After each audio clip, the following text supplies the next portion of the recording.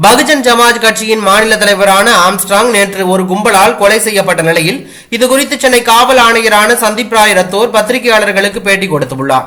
பகுஜன் சமாஜ் கட்சியின் மாநில தலைவரான ஆம்ஸ்ட்ராங் நேற்றைய முன்தினம் 7 மணி அளவில் கொலை செய்யப்பட்டார். இந்த கொலை சம்பவத்தை தொடர்ந்து அண்ணா நகரில் உள்ள காவல் நிலையத்தில் 8 பேர் சிக்கினார்கள். அதனைத் தொடர்ந்து இந்த கொலை வழக்கு தொடர்பாக 10 தனிப்படைகள் அமைக்கப்பட்டு விசாரணை மேற்கொள்ளப்பட்டு வருகிறது. இந்த நிலையில் ஆம்ஸ்ட்ராங் கொலை வழக்கு தொடர்பாக சென்னை மாநகர காவல் ஆணையரான சந்தீப் ராய் ரத்தோர் இன்று செய்தியாளர்களை சந்தித்து பேட்டி கொடுத்தார்.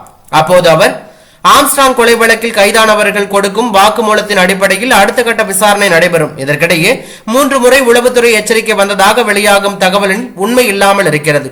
மேலும் ஆம்ஸ்ட்ராங் கொலை தொடர்பாக புலனாய்வு அமைப்புகளிடமிருந்து எந்த உளவு தகவலும் வரவில்லை. மேலும் கொலை வழக்கில் தொடர்புடைய குற்றவாளிகளை கைது செய்ய வேண்டி சென்னை வடக்கு மண்டல கூடுதல் ஆணையர் அஸ்ரா தலைமையில் 10 தனிப்படைகள் அமைக்கப்பட்டது.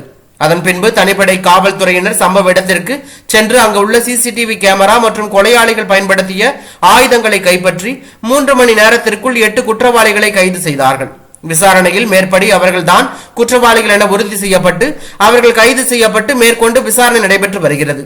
மேலும் இந்த வழக்கில் தொடர்புடைய பிற குற்றவாளிகளை கைது செய்ய தீவிர நடவடிக்கை எடுக்கப்பட்டு வருகிறது.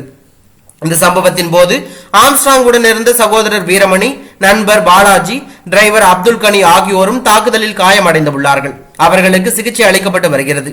மேலும் அரசியல் காரணங்களுக்காக ஆம்ஸ்ட்ராங் கொலை செய்யப்படவில்லை மற்றும் தற்போது கிடைத்த தகவலின்படி ஆம்ஸ்ட்ராங் சாதிய காரணங்களுக்காகவும் கொலை செய்யப்படவில்லை.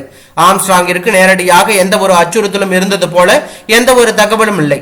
மேலும் கைது செய்யப்பட்டவர்கள் யாரும் தென் மாவட்டங்களைச் சேர்ந்தவர்கள் இல்லை. இதனால் முழுமையாக விசாரணைக்கு பிறகே கொலைக்கான உண்மையான காரணம் தெரிய வரும் என்று பத்திரிகையாளர் சந்திப்பில் அவர் கூறியுள்ளது பரபரப்பை ஏற்படுத்தி உள்ளது.